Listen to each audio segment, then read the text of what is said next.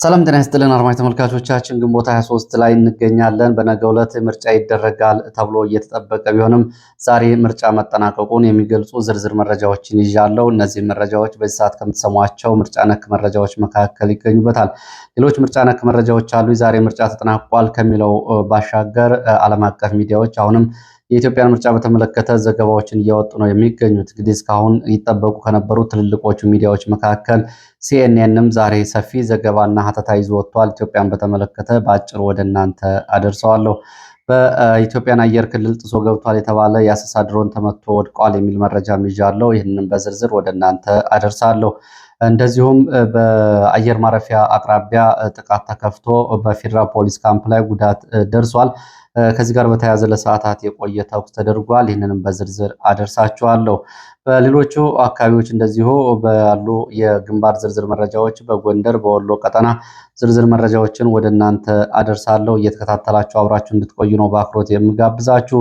ወደ አፋር የሚወስደን አለ። በአፋርና በትግራይ አዋሳኝ አካባቢዎች እና ተዛማጅ መረጃዎች ይዣለሁ። በርካታ መረጃዎች አሉ። እነዚህ መረጃዎች እንዳያመልጧችሁ እስከ መጨረሻ አብራችሁ እንድትቆዩ ነው በአክብሮት የምጋብዛችሁ። ብዙዎቻችሁ ሀሳብ አስተያየቶቻችሁን ተመልክቻለሁ። ከአቀራረብ ፍጥነት እንዲሁም ደግሞ መረጃዎቹ ዋና ዋና ነጥቦቹ ቢሆኑ የሚሉትና ተያያዥ አስተያየቶችን ተመልክቻለሁ። እንግዲህ ባለው የአቀራረብ መንገድ መረጃዎችን ወደ እናንተ እያደረስኩ ዘልቃለሁ። እናንተም አብራችሁ እንድትቆዩ ነው በአክብሮት የምጋብዛችሁ። አሁን በቀጥታ ወደ መረጃዎቹ ነው የሚሄደው።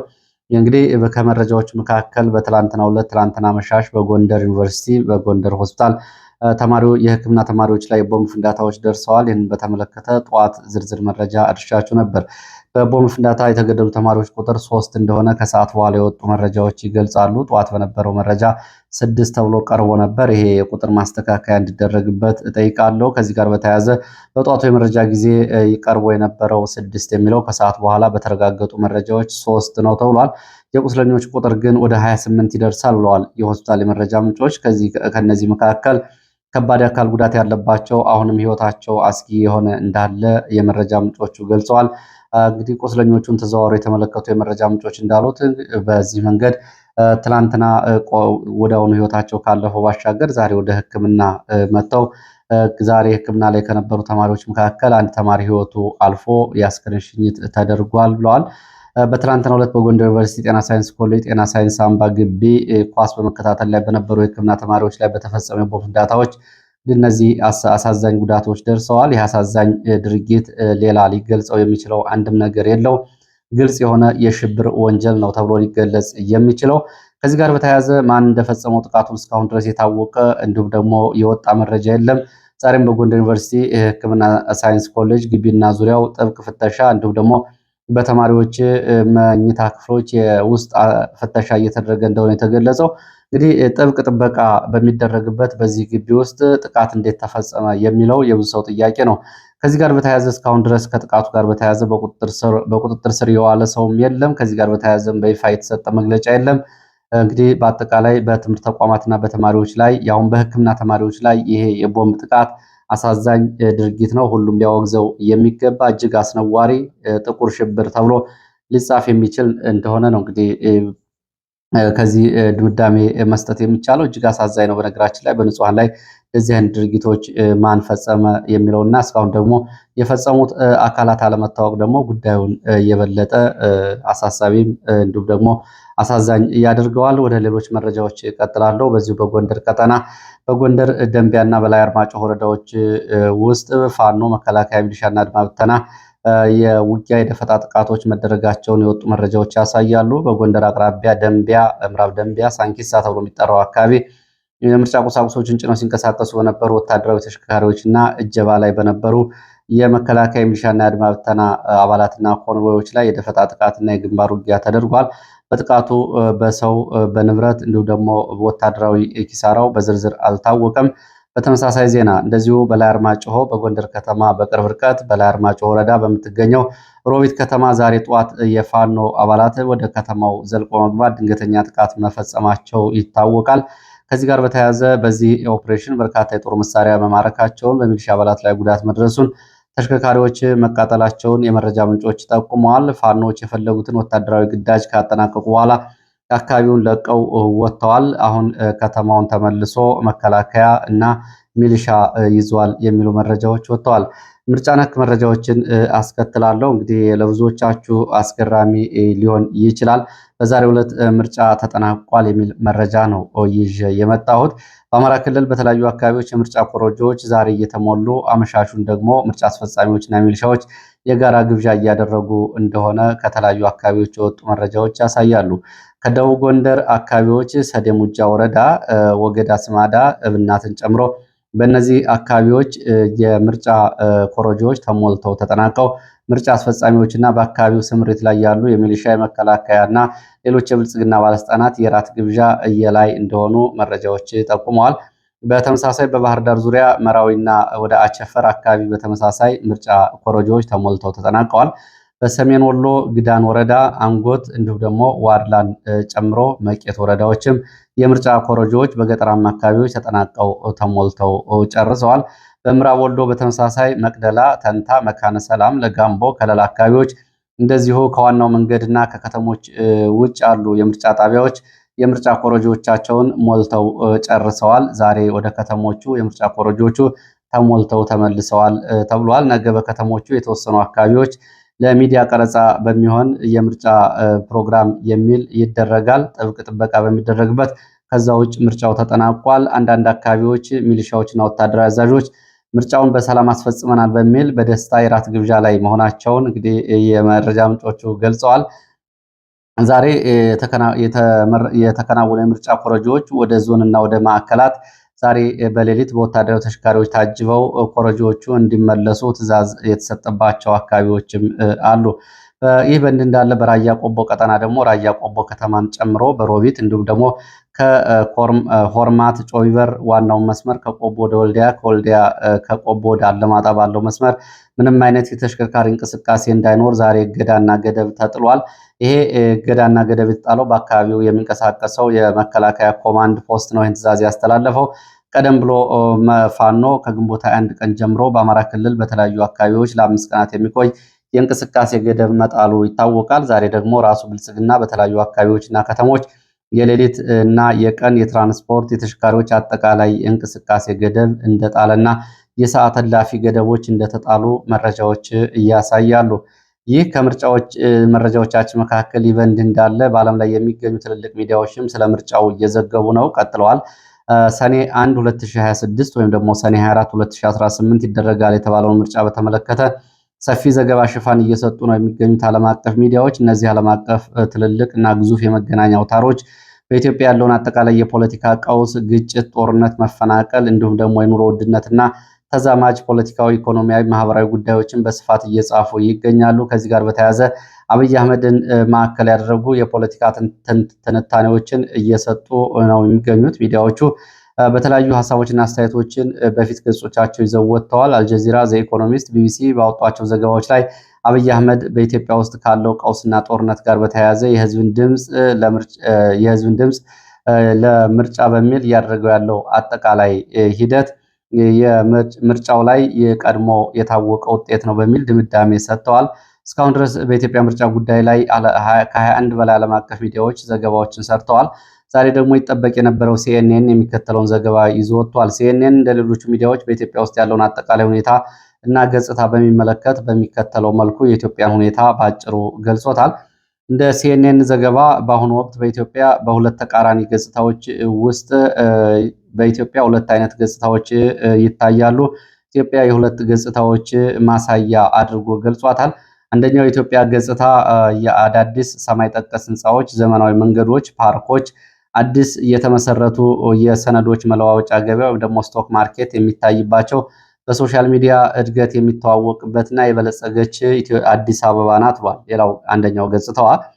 ሁለተኛው የኢትዮጵያ ገጽታ ደግሞ ይላል ሲኤንኤን አዲስ አበባ ውጭ ባሉ እንደ አማራ ክልል፣ ኦሮሚያ ክልል፣ ትግራይ ባሉ ክልሎች አሁንም ድረስ አፍላ ግጭቶች፣ አፍላ ጦርነቶች፣ አለመረጋጋት፣ የህዝብ መፈናቀል በስፋት ይታያል ሲል የኢትዮጵያን ገጽታ በሁለት ከፍሎ ሲኤንኤን አቅርቦታል። አንደኛው የአዲስ አበባ ገጽታ ሲሆን ሌላው ግን የሌላው ኢትዮጵያ ገጽታን በዚህ መንገድ ገልጿል። አብይ አህመድን ማዕከል ባደረገ ትንታኔውም እንደዚሁ ሲኤንኤን ከኖቤል ተሸላሚነት እስከ መሃል አምላኪነት በሚል እንደዚሁ አብይ አህመድን ማዕከል ያደረገውን አንቀጹን አስገብቷል። አብይ አህመድ ጠቅላይ ሚኒስትር አብይ አህመድ 2018 ስልጣን በያዙ ማግስት ከኤርትራ ጋር ሰላም ማውረዳቸው የኖቤል የሰላም ሽልማት ቢያሸንፉም በኋላ ላይ ግን የነበረው የብሔር ፌዴራሊዝም ስርዓትን በመቀየር ስልጣን ወደ መሃል በመሰብሰብ ፕሮስፐሪቲ ፓርቲን በመመስረት የወሰዱት እርምጃ ከቀድሞ ገዥ ግንባር ህወሓት እና ከሌሎች የብሔር ኃይሎች ጋር ወደ ከረረ ግጭት ውስጥ እንዲገቡ አድርጓቸው በእርስ በርስ ጦርነት ሀገሪቱ እንድትገባና እርስ በርስ ጦርነት ውስጥ እንድትቆይ አድርጓታል ይላል። የጦርነቶቹን ምክንያቶች ሲኤንኤን ሲተነትን የነገው ምርጫ ጣፈንታ ይላል ሲኤንኤን። የነገው ምርጫ ጣፈንታ እንግዲህ ያው ከላይ በዘገባዎች ብዙዎቹ አካባቢዎች ምርጫው መጠናቀቁን ያዙ አድማጭ ተመልካቾቻችን። ሲኤንኤን ግን ያው መርሃ ግብሩን መሰረት አድርጎ የነገው ምርጫ ጣፈንታን በተመለከተ የብልጽግና የበላይነት ሙሉ በሙሉ የሚታይበት ምርጫ ይልና ተቃዋሚዎች የተበታተኑ በመሆናቸውና በየአካባቢው ባለው ጦርነት አለመረጋጋት ምክንያት የገዢው ፓርቲ አሸናፊነት በሰፊው ይጠበቃል፣ ቀድሞ የታወቀ ነው ይላል ሲኤንኤን። በደህንነትና በሎጂስቲክ ምክንያት በትግራይ እና በአንዳንድ አማራ አካባቢዎች ፈጽሞ ምርጫ አይደረግም ይላል ሲኤንኤን። ከዚህ ጋር በተያያዘ ብልጽግና ስልታዊ ማፈግፈጎችን ወይም ደግሞ ስልታዊ ማስመሰሎችን እያደረገ ነው ያለው ሲኤንኤን። ገዢው ፓርቲ ብልጽግና ህጋዊነት ወይም ደግሞ ሌጂቲሜሲ ለመስጠት ሲል በአንዳንድ የምርጫ ክልሎች ራሱን በማግለል ለተቃዋሚዎችና ለግል ተወዳዳሪዎች የፓርላማ ወንበሮች እንዲያገኙ እድል የማመቻቸት ስልትን ተጠቅሟል ብለዋል። እንግዲህ ይህንን ስልት ዓለም አቀፍ ሚዲያዎችም ጭምር አውቀውታል። ለአንዳንድ ፓርቲዎች እንግዲህ ብልጽግና ወንበር ለቆላቸዋል። እነዚህ ተመራጮች ወደ አካባቢያቸውም አልሄዱም። ያው የብልጽግና ካድሬዎች ምርጫውን አስፈጽመው ኮረጆውን ይልኩላቸዋል፣ ያው ውጤቱን ይቀበላሉ። ስለዚህ ይህንንም ዓለም አቀፍ ሚዲያዎችም እንግዲህ ጉዳዩን እያወቁት ነው የሚገኙት። በሀገሪቱ ትልቁ ተቃዋሚ የተባለው ኢዜማን ጨምሮ በአባላቱ ላይ እስራትና እንግልት መኖሩን ቢገልጽም ይላል ሲኤንኤን፣ ይህ ምርጫ ከቀደመው የ2021 ምርጫ ይልቅ የተሻለ ፉክክር እንደሚታይበት ተስፋ ማድረጉን ሲኤንኤን እንግዲህ ገልጿል። የኢዜማን እምነት ወስዶ ነው ይህንን የገለጸው። እንግዲህ ምርጫውን በተመለከተ ሲኤንኤን ይህንን ጓዳ ጎድጓዳውን የተመለከተ ሰፊ ረጅም ጽሑፍ አውጥቷል። አድማጭ ተመልካቾች፣ ዋና ዋና ነጥቦቹ ግን እነዚህን ይመስላሉ። በአጠቃላይ ዓለም አቀፍ ሚዲያዎች በኢትዮጵያ ውስጥ ያለውን ምርጫ ሁኔታ በተመለከተ ያው ተቃዋሚዎች በሌሉበት ቀድሞ በታወቀ ውጤት የሚደረግ ምርጫ ብለዋል። ወደ ሌሎች መረጃዎች ነው የሚሄደው። ወደ ሌሎች መረጃዎች ሲሄድ ይሄኛው መረጃ እንግዲህ ተከታታይ ማረጋገጦችን የሚጠይቅ ቢሆንም የመጀመሪያ ዙር መረጃውን ወደ እናንተ ላድርስ። ከሱዳን ጦር ኃይል ወይ ደግሞ የአልቡርሃን ጦር ከሱዳን ተነስቶ ወደ ኢትዮጵያ አየር ክልል ጥሶ የገባ ድሮን በኢትዮጵያ አየር ኃይል ተመቶ ወድቋል የሚል መረጃ ዛሬ ከሰዓት በኋላ ደርሶኛል። የጀነራል አልቡርሃን ጦር ወይም ደግሞ ሱዳን አርሚ ፎርስ ንብረት የሆነ ይህ የአሰሳ ድሮን በኢትዮጵያ ምዕራብ በኩል የኩርሙክ ወረዳ ዋና ከተማ የሆነችውን ሆርዛብን አልፎ በመጓዝ ላይ በነበረበት ሰዓት ድሮኑ በኢትዮጵያ ድንበር በኩል ወደ 40 ኪሎ ሜትር ዘልቆ ገብቶ እንቅስቃሴ ላይ በነበረበትና አሰሳ በነበረበት ሰዓት እንግዲህ ድሮን ዋና ዓላማው የሱዳን ፈጥኖ ደራሽ ኃይል ወደ አርኤስኤፍ የጦር ካምፕን ለማጥቃት ወይም ደግሞ በአካባቢ መረጃ ለመሰብሰብ እየተነሳ ድሮን እንደሆነ ነው የመረጃ ምንጮቹ የሚገምቱት። የኢትዮጵያን ድንበር ጥሶ 40 ኪሎ ሜትር ያህል ዘልቆ ከገባ በኋላ ድንበር አካባቢ በሚገኘው ፋና ተራራ ተብሎ በሚጠራ ቦታ በተጠመደ የአየር ኃይል ራዳር የጸረ አውሮፕላን መከላከያ ስርዓት ተመቶ ድሮን ስለመውደቁ መረጃዎች ገልጸዋል። ይህንን በተመለከተ እስካሁን ድረስ የመረጃ ምንጮቹ ይህንን አድርሰዋል። ዛሬ ነው ይሄ የሆነው።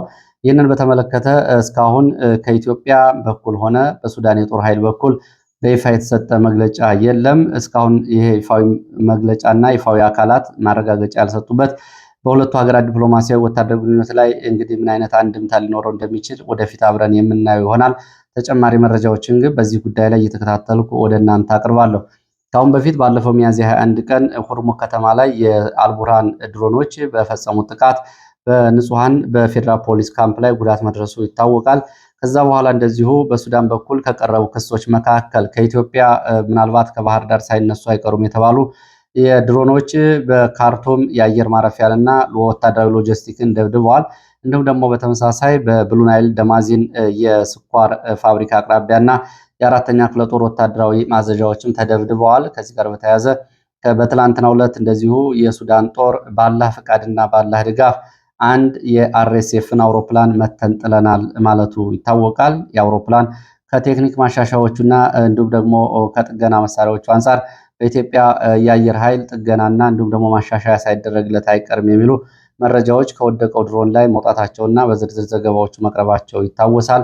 ዛሬ የተመቶ ወደቀ የተባለውን ድሮን በተመለከተ እስካሁን ድረስ የትኛውም የሱዳንም ሆነ የኢትዮጵያ በኩል እስካሁን ድረስ ስለ ጉዳዩ የሰጡት ነገር የለም። ለመረጃ እንዲሆንና ለማረጋገጥ ፋና ተራራ ተብሎ የሚጠራው ኩርሙክ አቅራቢያ 40 ኪሎ ሜትር ወደ ኢትዮጵያ ዘልቆ በገባበት ሰዓት እንደተመታ ነው መረጃዎች እየገለጹት። ሌላው መረጃችን እንደዚሁ ወደ ጋምቤላ የሚወስደን መረጃ ነው። በጋምቤላ አካባቢ የተገኘው መረጃ ደግሞ ይህንን ይላል። ትላንትና ምሽት በአየር ማረፊያው ላይ ጉዳት ለማድረስና ውድመት ለመፍጠር ታጣቂዎች በአካባቢው በሚገኝ የፌዴራል ፖሊስ ካምፕ ላይ ጥቃት ከፍተው ነበር የሚል መረጃ ነው። የፌዴራል ፖሊስ አባላቱ በታጣቂዎች ላይ እንደዚሁ ያጸፋ ተኩስ ሰጥተዋል። ታጣቂዎቹ በምላሹ እንደዚሁ በፌዴራል ፖሊስ ላይ ጥቃት ከፍተዋል። በዚህ በሁለቱ መካከል ለሰዓታት የቆየ የተኩስ ልውውጥ ተደርጓል። በፌዴራል ፖሊስም ሆነ በአካባቢ ባሉ ታጣቂዎች የደረሰው ዝርዝር ጉዳት ግን በውል አልታወቀም ነው የተባለው። ይህ በእንዲህ እንዳለ በትላንትናው ዕለት የጋምቤላ ክልል ፖሊስ ባወጣው መግለጫ ከግንቦት 23 እስከ ግንቦት 25 ለሁለት ቀናት የሚቆይ አጠቃላይ የትራንስፖርት እገዳና የተሽከርካሪዎች እንቅስቃሴ ገደብ መጣሉ ይታወቃል። ምናልባት ጋምቤላ በሚገኘው አየር ማረፊያ ላይ ታጣቂዎች ጥቃት መፈጸማቸውን ተከትሎ የተጣለ ገደብ ነው ወይስ ደግሞ ሌላ የሚለው አልታወቀም። እንግዲህ በዚህ በጋምቤላ ክልል ዛሬ ጀምሮ ምንም አይነት ተሽከርካሪ እንቅስቃሴ የማይኖር ሲሆን ፖሊስ በመግለጫው ያሳወቀው ከተፈቀደላቸው የይለፍ ካርድ ከያዙ ደብዳቤና መታወቂያ ካላቸው ከቴሌ፣ ከመብራት ኃይል፣ ከአምቡላንስ በስተቀር ሌሎች መንቀሳቀስ አይችሉም የሚል እገዳ አስቀምጧል። በዚሁ ጋምቤላ ከሄድን ወደ ደቡብ ሱዳን የሚወስደን አንድ መረጃ ላድረስ። ከዚህ በፊት መረጃው ወጥቶ ነበረ። ሳልቫኪር ወደ አዲስ አበባ በመጡበት ጊዜ ያንን ተከትሎ መረጃው ወጥቶ ነበር። አሁን ወደ ትግበራ መገባቱን የሚያሳይ መረጃ ነው። የደቡብ ሱዳን መንግስት በድንበሩ ላይ የሚገኘውን የግብፅ ወታደራዊ ካምፕ ጦር ሰፈር እንዲፈርስና የግብፅ ወታደሮች ይህንን ለቀው እንዲወጡ እንቅስቃሴ መጀመሩ ነው የታወቀው። በግብፅ በኢትዮጵያ ድንበር አቅራቢያ በሚገኘው የላይኛው ናይል ግዛት ፓጋክ ተብሎ በሚጠራ አካባቢ ያለው ወታደራዊ ሰፈር ነው እንግዲህ ተዘግቶ ለቀው እንዲወጡ ደቡብ ሱዳን ለግብፅ ማሳሰቢያና ትዕዛዝ የሰጠችው ዛሬ ወደ ተግባር ተገብቷል ነው የተባለው። በኢትዮጵያ ቤኒሻንጉል ጉሙዝ ክልል አቅራቢያ የተገነባው ይህ ወታደራዊ ጦር ሰፈር የስልጠና ባለሙያዎችን ጨምሮ እስከ 260 የሚደርሱ የግብፅ ወታደራዊ ባለሙያዎች ተሰማርተውበት የሚገኝ ነው። ጦር ሰፈሩ ወታደራዊ ስልጠና ከመስጠት ባለፈ የአባይ ውሃን የላይኛውን ቀጠና የመቆጣጠርና የስለላ ስራዎችን የመስራት ኃላፊነት የተሰጠው ወታደራዊ ካምፕ እንደነበር የመረጃ ምንጮች ይጠቁማሉ። ይህንን በተመለከተ እንግዲህ ፖለቲካዊ ታዛቢዎች ደግሞ የጁባ ወይ ደግሞ የደቡብ ሱዳን ውሳኔና የግብፅ ጦር ይህንን ለቆ መውጣት በላይኛው የአፍሪካ ቀጠና የአባይ ተፋሰስ ማለት ነው በሱዳን፣ በደቡብ ሱዳን፣ በኢትዮጵያ፣ በኡጋንዳና በአካባቢው የግብፅ የበላይነት እስካሁን ድረስ ይዞ የቆየው የማክተሚያ ጊዜው እንደሆነ ነው እየገለጹ ያሉት። እንግዲህ ይህንን ተፈጻሚ ካደረገች ጁባ ዛሬ በካይሮ በዚህ በአባይ ተፋሰስ የነበራት የፖለቲካ እንዲሁም የውሃ ቁጥጥርና የውሃ ፖለቲካ የበላይነት የሚያበቃ ይሆናል ነው እያሉ ያሉት። በእርግጥ በተቃራኒው ኢትዮጵያን ከቀይ ባህር እስከ አባይ ድረስ ከበባ ውስጥ እያስገባች ትገኛለች ግብፅ። ይሄ ደግሞ ወደ ቀጠናው ያለውን አጠቃላይ ትኩሳት የሚያሳድግ ነው የሚሆነው። ወደ ሌሎች መረጃዎች ይሄዳለሁ። ወደ ሌሎች መረጃዎች ሲሄድ ወደ ኦነግን የተመለከተ መረጃ ነው የሚያደርሰው። በወለጋ ቀጠና ሰፊ እንቅስቃሴ እያደረገ ያለው ኦነግ ሸኔ ታጣቂ ኃይል ዛሬም ሌላ ተጨማሪ ከተማ መቆጣጠሩ ተገልጿል። እስካሁን ድረስ በሆሮ ጉድሩና በምስራቅ ወለጋ በሁለት ቀናት ብቻ 5 ወረዳዎችን የተቆጣጠረው የነጃልመሮ ኦነግ ሸኔ ኃይል ዛሬ ደግሞ ሳሲጋ ተብላ የምትጠራ ወረዳን በወለጋ ተቆጣጥሯል። ኦነግ ሸኔ በተቆጣጠራቸው አካባቢዎች እስከ 450 የሚሆኑ እስረኞችን ማስፈታቱን እንደዚሁ ገልጿል። ከዚህ ጋር በተያያዘ ያው እንግዲህ እነዚህ አሃዛዊ ቁጥሮች ከነሱ የወጡ ናቸው። እስከ 2000 የሚደርሱ ሚሊሻዎችን በተለያዩ አካባቢዎች ትጥቅ እንዲፈቱ ተደርገዋል።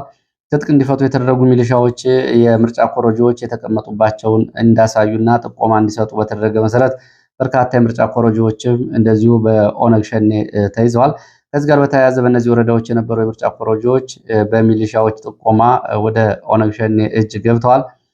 በሌሎቹ አካባቢዎች ደግሞ ከዚህ ጋር በተያያዘ ምርጫዎች ዛሬ በአብዛኞቹ አካባቢ ተጠናቀው ኮረጆዎቹ ወደ ዞን ከተሞችና ወደ ወታደራዊ ካምፖች እንዲመለሱ እየተደረገ ነው። ይህ በአማራ ክልል እየሆነ ካለው ጋር የሚመሳሰል ነው።